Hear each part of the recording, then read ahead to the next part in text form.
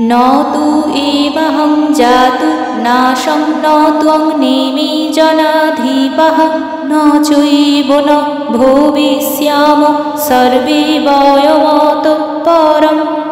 অর্থাৎ এমন কোনো সময় ছিল না যখন আমি, তুমি ও এই সমস্ত রাজারা ছিলেন না, এবং ভবিষ্যতেও কখনো আমাদের অস্তিত্ব বিনষ্ট হবে না।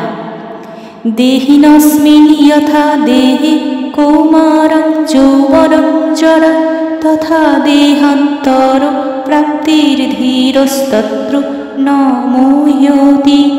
অর্থাৎ দেহের দেহ যেভাবে কৌমার, যৌবন ও জরার মাধ্যমে তার রূপ পরিবর্তন করে, তেমনি দেহি এক দেহ থেকে অন্য দেহে দেহান্তরিত হয়।